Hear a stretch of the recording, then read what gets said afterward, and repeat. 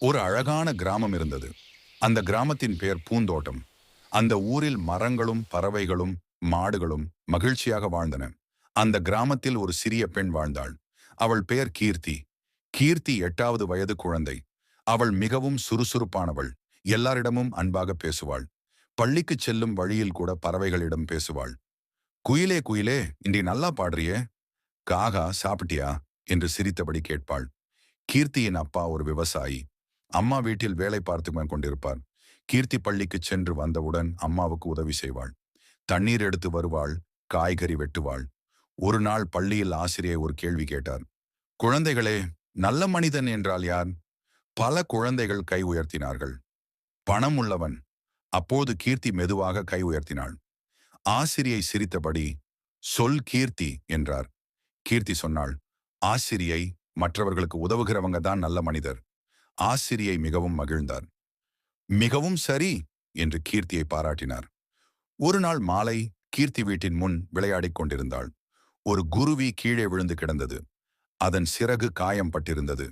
கீர்த்தி உடனே கீர்த்தி தினமும் அந்த குருவியிடம் பேசினாள்.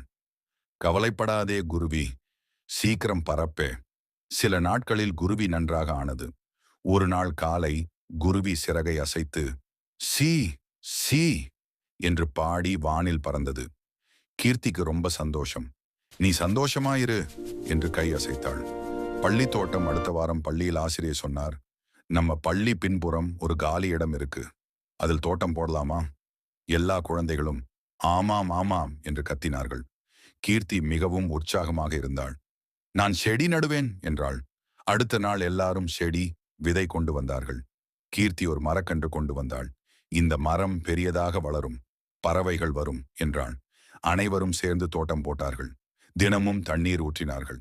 சில மாதங்களில் அந்த இடம் பச்சை பசேலாக மாறியது. பூக்கள் மலர்ந்தன, பட்டாம்பூச்சிகள் வந்தன. ஆசிரியர் சொன்னார், இந்த தோட்டத்துக்கு காரணம் கீர்த்தி மாதிரி நல்ல மனசு உள்ள குழந்தைகள். தான் பணம், பொம்மை, சாக்லேட் மட்டும் மகிழ்ச்சி இல்லை, அன்பு, உதவி, நல்ல மனசுதான் உண்மையான சந்தோஷம். அதனால்தான் பூந்தோட்டம் கிராமத்தில் எல்லாரும் சொல்வார்கள், கீர்த்தி ஒரு சின்ன பெண், ஆனா பெரிய மனசு. அன்பும் உதவியும் நல்ல மனமும் இருந்தால் நாமெல்லாம் நல்ல மனிதர்களாகலாம்.